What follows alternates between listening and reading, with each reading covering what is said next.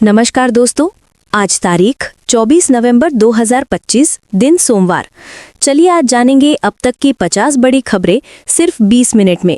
इससे पहले कि दोस्त, अगर आप चैनल पर नए हो तो चैनल को सब्सक्राइब जरूर कर ले और हाँ, दोस्तों के साथ शेयर भी जरूर करें और वीडियो को अंत तक देखें। नए लेबर कोड से टेक होम सैलरी कम हो सकती है। बेसिक पे अब सीटीसी का कम से कम 50% होना जरूरी। पीएफ ग्रेचुइटी कंट्रीब्यूशन बढ़ेगा। केंद्र सरकार ने 29 पुराने लेबर लॉज को 4 नए कोड्स में मिला दिया है। ये code wages, industrial relations, social security और सेफ्टी हेल्थ पर है। 21 नवंबर 2022 से वेज कोड लागू हो गया है, जिसके तहत कंपनियों को अब सैलरी स्ट्रक्चर बदलना पड़ेगा, जिसमें बेसिक सैलरी टोटल सीटीसी का कम से कम 50% होनी जरूरी है। पीएम मोदी बोले, आतंकवाद में एआई का इस्तेमाल प्रतिबंधित हो। G20 समिट में कहा कि टेक्नोलॉजी फाइनेंस सेंट्रिक नहीं, ह्यूमन सेंट्रिक होनी चाहिए। प्रधानमंत्री नरेंद्र मोदी ने रविवार को जोहानिसबर्ग में हुए G20 समिट के तीसरे सत्र में कहा कि दुनिया को आर्टिफिशियल इंटेलिजेंस के दुरुपयोग को रोकने के लिए एक ग्लोबल कॉम्पैक्ट तैयार करना चाहिए। उन्होंने कहा कि एआई सहित सभी महत्वपूर्ण तकनीकों को मानव केंद्रित होना चाहिए और उनका उपयोग वैश्विक भलाई के लिए होना चाहिए। उन्होंने कहा कि टेक्नोलॉजी ह्यूमन सेंट्रिक होनी चाहिए, फाइनेंस सेंट्रिक नहीं। राजनाथ बोले, बॉर्डर कब बदल जाए कोई नहीं जानता। आज सिंध भारत से अलग हो सकता है, कल ये वापस आ जाए। रक्षा मंत्री राजनाथ सिंह ने कहा कि आज सिंध की जमीन भारत का हिस्सा भले न हो, लेकिन सभ्यता के हिसाब से सिंध हमेशा भारत का हिस्सा रहेगा। और जहां तक जमीन की बात है, कब बॉर्डर बदल जाए कौन जानता है, कल सिंध फिर से भारत में वापस आ जाए। राजनाथ सिंह ने ये बातें रविवार को दिल्ली में सिंधी सम्मेलन को संबोधित करते हुए कही। उन्होंने लाल कृष्ण आडवाणी का भी जिक्र करते हुए कहा कि आडवाणी ने अपनी एक किताब में लिखा था कि सिंधी हिंदू, खासकर उनकी पीढ़ी के लोग, अभी भी सिंध को भारत से अलग नहीं मानते हैं। 19 दिन में 6 राज्यों में 15 बीएलओ की मौत। सर अभियान के दौरान गुजरात एमपी में 4, बंगाल में 3, राजस्थान, तमिलनाडु, केरल में 3 मौतें। देश के 12 राज्यों और केंद्र शासित प्रदेशों में चल रहे स्पेशल इंटेंसिव रिवीजन एसआईआर अभियान के बीच बूथ लेवल अफसरों की मौतें चिंता का कारण बन गई हैं। 21 नवंबर की रात से 22 नवंबर के मध्य प्रदेश में 2 बीएलओ की बीमारी के कारण मौत हो गई। मध्य प्रदेश के भोपाल में 2 बीएलओ को हार्ट अटैक के बाद अस्पताल में भर्ती कराया गया। पश्चिम बंगाल में एक महिला बीएलओ ने भी आत्महत्या कर ली। मृतकों के परिजनों ने ज्यादा काम और लक्ष्य पूरा करने के दबाव को मौत का कारण बताया है। शादी के दिन शराब पिलाने पर 1 लाख रुपए का जुर्माना, फास्ट फूड पर भी रोक। उत्तराखंड के जनजातीय गांवों ने बनाया नियम। उत्तराखंड के जौनसार गावर क्षेत्र में सामाजिक समानता और परंपराओं को मजबूत करने के लिए बड़ा सामूहिक फैसला लिया गया है। खत शैली से जुड़े 25 गांवों ने तय किया है कि अब शादी और शुभ आयोजनों को पूरी सादगी से मनाया जाएगा। इन गांवों में शराब, फास्ट फूड और महंगे तोहफे पूरी तरह बंद कर दिए गए हैं। परंपरागत और सरल आयोजन को बढ़ावा देने के लिए बेटी की ओर से बकरा देने की प्रथा भी खत्म कर दी गई है। नियम का उल्लंघन करने वालों से 1 लाख रुपए का जुर्माना वसूलने का निर्णय लिया गया है। ये फैसला दोहा गांव में खत के सदर स्याणा राजेंद्र सिंह तोमर की अध्यक्षता में हुई बैठक में सर्वसम्मति से लिया गया। दिल्ली एनसीआर में प्रदूषण से जुड़े नियम बदले। अब AQI 200 प्लस होने पर ऑफिस टाइम बदलेगा। 400 प्लस में 50% कर्मचारियों को work from home. Delhi NCR में बढ़ते प्रदूषण को देखते हुए वायु गुणवत्ता प्रबंधन आयोग यानी CAQM ने ग्रेप यानी ग्रेडेड रिस्पॉन्स एक्शन प्लान को और सख्त कर दिया है। अब कई बड़े कदम शुरुआत में ही लागू होंगे ताकि हवा बिगड़ने से पहले हालात संभल सके। शनिवार सुबह दिल्ली एनसीआर का औसत AQI 360 रहा, जो बहुत खराब श्रेणी है। CAQM ने बताया कि नए कदम वैज्ञानिक डेटा, विशेषज्ञों की राय और पिछले अनुभवों के आधार पर लिए गए हैं। सभी एजेंसियों को इन्हें तुरंत लागू करने के निर्देश मिले हैं। संसद के शीतकालीन सत्र में 10 बिल पेश होंगे। प्राइवेट कंपनियों को एटॉमिक पावर प्लांट लगाने की परमिशन, UGC खत्म करने वाला बिल भी आएगा। संसद के शीतकालीन सत्र में एटॉमिक एनर्जी बिल समेत 10 नए बिल पेश हो सकते हैं। लोकसभा बुलेटिन में शनिवार को ये जानकारी दी गई। एटॉमिक एनर्जी बिल में प्राइवेट कंपनियों को भी न्यूक्लियर पावर प्लांट लगाने की अनुमति मिल सकेगी। अभी देश में सारे न्यूक्लियर पावर प्लांट सरकार के कंट्रोल वाली कंपनियों जैसे NPCIL के जरिए ही बनाए जाते हैं। नई बिल में संशोधन के बाद निजी कंपनियां, भारतीय और विदेशी दोनों, न्यूक्लियर पावर प्रोडक्शन में आ सकेंगी। सत्र के दौरान जो दूसरा बड़ा बिल पेश होगा वो higher education commission of India bill है। इसके तहत अलग अलग संस्थाओं जैसे यूजीसी, एआईसीटीई, एनसीटीई को खत्म कर उन्हें एक ही कमीशन में जोड़ दिया जाएगा। गैंगस्टर जीशान बोला, लॉरेंस अनमोल देश के गद्दार। कहा, सिद्दीकी को मरवाकर मुझे मरने के लिए छोड़ा, पाकिस्तानी डॉन ने हेल्प की। एनसीपी अजित गुट के नेता दाबा सिद्दीकी हत्याकांड को लेकर गैंगस्टर जीशान अख्तर ने कई खुलासे किए हैं। सोशल मीडिया पर पोस्ट कर जीशान ने कहा कि लॉरेंस और अनमोल ने मुझसे मुंबई के नेता बाबा सिद्दीकी का मर्डर करवाया, इसके बाद मुझे लावारिस छोड़ दिया। जीशान ने कहा कि लॉरेंस और अनमोल देश के गद्दार हैं, ये लोग मेरा भी गला कटवाना चाहते थे मगर मैं बच गया। मुझे भारत से भागने के लिए पाकिस्तानी डॉन शहजाद भट्टी का सहारा लेना पड़ा। भगवान ने मेरा हाथ पकड़ा, अब इनके बंदों के गले कट रहे हैं। अपने भाई को बचाने के लिए लॉरेंस ने देश को भी बेच दिया। हल्द्वानी में 18 सालों से बनाए जा रहे फर्जी दस्तावेज, बंद सोसाइटी के नाम पर चल रही धांधली। एडवोकेट बोले, कर्मचारियों की साठगांठ। उत्तराखंड के हल्द्वानी में फर्जी स्थायी निवास प्रमाण पत्र तैयार कराने का एक और बड़ा नेटवर्क उजागर हुआ है। बनभूलपुरा के अंदर ही प्रशासन ने एक ऐसी सोसाइटी का खुलासा किया है जो पिछले 18 सालों से बाहरी राज्यों के लोगों के लिए फर्जी निवास प्रमाण और जाति संबंधी कागजात जारी कर रही थी।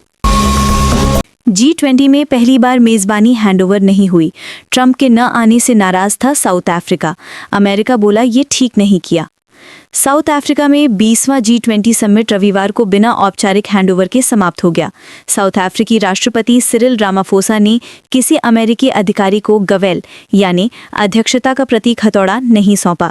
विदेश मंत्री रोनाल्ड लामोला ने कहा कि आज कोई औपचारिक हैंडओवर सेरेमनी नहीं होगी।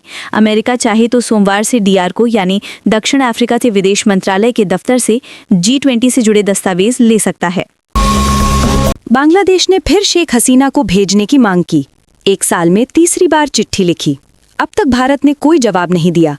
बांग्लादेश की अंतरिम सरकार ने एक बार फिर पूर्व प्रधानमंत्री शेख हसीना को वापस भेजने के लिए भारत को एक आधिकारिक पत्र भेजा है। इसमें हसीना के प्रत्यर्पण की मांग की गई है। अंतरिम सरकार में विदेश मामलों के सलाहकार MD तौहिद हुसैन ने इसकी जानकारी दी है। बांग्लादेश की सरकारी न्यूज एजेंसी BSS के मुताबिक ये पत्र शुक्रवार 21 नवंबर को भारत भेजा गया। इसे नई दिल्ली स्थित बांग्लादेश हाई कमीशन के जरिए भेजा गया। पूर्व नेपाली PM ओली खुद की आर्मी बनाएंगे। कहा, देश में सुरक्षा व्यवस्था फेल, सरकार पर उन्हें भरोसा नहीं। नेपाल के पूर्व प्रधानमंत्री KP शर्मा ओली ने खुद की आर्मी बनाने का फैसला किया है। उन्होंने घोषणा की कि उनकी पार्टी CPN-UML के लिए एक security force national volunteer service बनाई जाएगी। ओली ने कहा कि देश में सुरक्षा व्यवस्था लगातार बिगड़ रही है। उन्होंने सरकार पर लोगों, मीडिया और पेशेवरों की सुरक्षा करने में नाकाम रहने का आरोप लगाया है। ओली ने कहा कि अब उनकी पार्टी खुद आगे बढ़कर सुरक्षा की जिम्मेदारी संभालेगी। बाइजू रवींद्रन पर 9,000 करोड़ रुपए का जुर्माना। मैकेनिकल इंजीनियरिंग की 100% परसेंटाइल के साथ कैट देश की पहली एडटेक यूनिकॉर्न बनाई। एडटेक कंपनी बाइजूस के फाउंडर बाइजू रवींद्रन पर अमेरिकी कोर्ट ने $1 बिलियन यानी लगभग 9,000 करोड़ रुपए का जुर्माना लगाया। डेलावेयर शहर की बैंक्रप्सी कोर्ट ने यह फैसला सुनाया। कोर्ट बाइजूस अल्फा और लोन देने वाली अमेरिकी कंपनी ग्लास ट्रस्ट LLC की याचिका पर सुनवाई कर रही थी। बाइजूस अल्फा एक अमेरिकी कंपनी है जो इंडियन एडटेक बाइजूस की सहायक कंपनी है। इसे 2021 में डेलावेयर अमेरिका में स्थापित किया गया था, जिसका मुख्य उद्देश्य बाइजूस के लिए फंडिंग जुटाना था। अब 5 की जगह 1 साल में ग्रेच्युटी मिलेंगी। ओवर टाइम पर दोगुना पेमेंट। जाने नए लेबर कोड से क्या क्या फायदे मिलेंगे। केंद्र सरकार ने 29 पुराने लेबर लॉस को मिलाकर 4 नए कोड बनाए हैं जो शुक्रवार से लागू कर दिए गए हैं। नए कानून से कर्मचारी को 5 की जगह सिर्फ 1 साल में भी ग्रेच्युटी का फायदा मिलेगा। इसके अलावा ग्रेच्युटी की लिमिट 20 लाख रुपए तक बढ़ाई गई है जो टैक्स फ्री रहेगी। वहीं ओवर टाइम पर दोगुना वेज मिलेगा और हर 20 दिन काम करने पर 1 दिन की पेड लीव मिलेगी। नए लेबर कोड से करोड़ों मजदूरों और कर्मचारियों को फायदा होगा। ये बदलाव वर्कर्स को बेहतर प्रोटेक्शन देंगे, लेकिन एम्प्लॉयर्स पर कंप्लायंस का बोझ बढ़ेगा। पुरानी गाड़ियों का फिटनेस टेस्ट 10 गुना तक महंगा। 20 साल पुरानी कार की 15,000 और बाइक की 2,000 रुपए फीस लगेगी। पुरानी गाड़ियों का फिटनेस टेस्ट अब 10 गुना तक महंगा हो गया है। Ministry of road transport and highways मॉर्थ ने देश में वाहन फिटनेस सर्टिफिकेट टेस्ट की फीस बढ़ा दी है। ये बदलाव central motor vehicle rules 5th amendment के तहत लागू कर दिए गए हैं। नए नियम के तहत अब 20 साल पुरानी कारों का फिटनेस सर्टिफिकेट बनवाने के लिए 15,000 रुपए, बाइक के लिए 2,000 रुपए और हैवी कमर्शियल व्हीकल के लिए 25,000 रुपए देने पड़ेंगे। इसके अलावा गाड़ियों के लिए फिटनेस सर्टिफिकेट 10 साल में लेना होगा, जो पहले 15 साल पुरानी गाड़ियों के लिए अनिवार्य था। कोकिलाबेन धीरूभाई अंबानी हॉस्पिटल को मिला JCI सर्टिफिकेट। ये देश का पहला और दुनिया का 5वां अस्पताल बना। इसमें 750 बेड की सुविधा। मुंबई का कोकिलाबेन धीरूभाई अंबानी हॉस्पिटल भारत का पहला और दुनिया का 5वां अस्पताल बनने जा रहा है, जिसे JCI health care sustainability certification मिलने वाला है। ये सस्टेनेबल हेल्थ केयर में दुनिया का सबसे बड़ा गोल्ड स्टैंडर्ड अवार्ड है। जॉइंट कमीशन इंटरनेशनल और जेनेवा सस्टेनेबिलिटी सेंटर ने ये सम्मान सही और जिम्मेदारी भरे तरीके से काम करने, इलाज के नए नए तरीके अपनाने और मरीजों के साथ ही पर्यावरण की भी देखभाल करने के लिए मिला है। केएल राहुल साउथ अफ्रीका के खिलाफ वनडे में कप्तानी करेंगे। इंजर्ड श्रेयस और शुभमन बाहर। कोहली रोहित 9 महीने बाद घर में इंटरनेशनल मैच खेलेंगे। साउथ अफ्रीका के खिलाफ वनडे सीरीज के लिए BCCI ने भारतीय टीम का ऐलान कर दिया है। इंजर्ड कप्तान शुभमन गिल, उप कप्तान श्रेयस अय्यर और ऑलराउंडर हार्दिक पांड्या इस सीरीज से बाहर है। वनडे टीम की कप्तानी केएल राहुल संभालेंगे। वहीं रोहित शर्मा और विराट कोहली करीब 9 महीने बाद भारत में इंटरनेशनल क्रिकेट खेलते दिखाई देंगे। भारत ने जीता पहला blind women's T20 world cup. Nepal को 7 विकेट से फाइनल हराया। टूर्नामेंट में पाकिस्तान और ऑस्ट्रेलिया को भी हराया। पहली बार खेले गए blind women's T20 world cup का खिताब भारत ने जीत लिया। टीम ने रविवार को कोलंबो में खेले गए फाइनल मुकाबले में नेपाल को 7 विकेट से हराया। भारत ने सेमीफाइनल में ऑस्ट्रेलिया को 9 विकेट से हराया था। CJI गवाही बोले, सरकार के खिलाफ फैसला देना स्वतंत्रता नहीं, न्यायपालिका में कोलिजियम सिस्टम जरूरी है, गवर्नर राष्ट्रपति पर समय सीमा नहीं लगा सकते। CJI BR गवाई ने रविवार को अपने कार्यकाल के अंतिम दिन कहा कि कोलिजियम सिस्टम बना रहना चाहिए, क्योंकि ये जनता का न्यायपालिका पर भरोसा मजबूत करता है। CJI अपने आवास में पत्रकारों से बात कर रहे थे। इस दौरान उन्होंने न्यायपालिका की स्वतंत्रता पर कहा, सुप्रीम कोर्ट का उस केस में 20 नवंबर का फैसला पूरी तरह संतुलित है, जो गवर्नरों और राष्ट्रपति के बिलों पर निर्णय लेने की समय सीमा से जुड़ा था। फडणवीस बोले, पाकिस्तान भारत को हरा नहीं सकता, इसलिए पहलगाम हमला, दिल्ली ब्लास्ट किया।